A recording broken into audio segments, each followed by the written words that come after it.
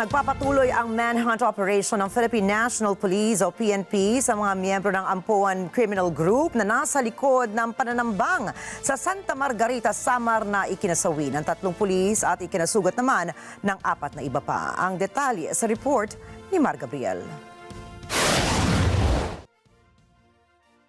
Nagpapagaling na sa ospital ang 4 na pulis na nasugatan sa pananambang nitong Martes sa Barangay Mahayag sa Santa Margarita, Samar. Nasawi naman ang 3 nilang kasamahan na sina Police Master Sergeant Paul Terence Paclibar, Police Staff Sergeant Christian Talio at Police Corporal Eliazar Estrelles matapos na mapuruhan sa bakbakan. Maghahain sana ng warrant of arrest ang mga pulis laban sa mga miyembro ng Ampuan Criminal Group ng tambangan at paulanan ng bala ng grupo.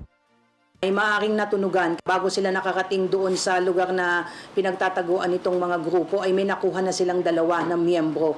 So it might have created some noise doon sa baba bago nung makuha nila yung 2. So pag akyat nila doon sa mismong nakakating naman yung tropa natin doon sa mismong pinagtataguan ng grupo, but unfortunately pinutukan kaagad sila. Naaresto naman ng mga pulis ang 7 sa mga sospek, kung saan isa sa mga ito ay may warrant of arrest sa kasong murder. Nakatakas naman ang target ng operasyon na sina Edito Ampuan, leader ng Ampuan Group, Jojo Altarejos ng Manyas Criminal Gang at si Rogelio Macurol na may warrant of arrest din.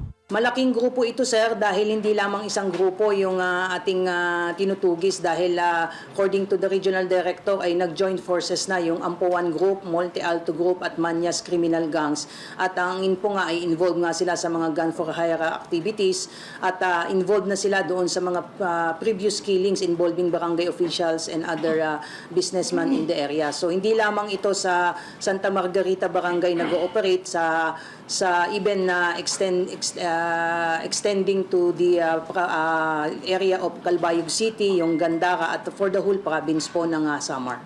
Nagpapatuloy ang manhunt operation laban sa mga nakatakas na sospek na posible raw nakalabas na ng Santa Margarita, Samar. Possibly din po kasi na may mga sugatan din po dito sa mga nakatakas, kaya tinitignan din po nila yung mga clinics and hospitals kung meron pong mga na-report doon na were treated for gunshot wounds po. Nagpaabot na ng pakikiramay ang liderato ng PNP sa pamilya ng mga nasawing pulis habang nagpaabot na rin ng tulong pinansyal sa kanilang pamilya, gayon din sa mga nasugatan. Nakatakdang bumisita sa lugar si PNP Chief General Benamin Acorda para personal na makiramay at patasin ang moral ng mga pulis sa probinsya. Mar Gabriel, para sa Mata ng Agila. Matatag, matapang, matapat. Maraming salamat sa inyong pagsubaybay sa Mata ng Agila Primetime. Para malaman ang matatag, matapang at matapat na mga balita, ay i-follow lamang at mag-subscribe sa @Net25 TV.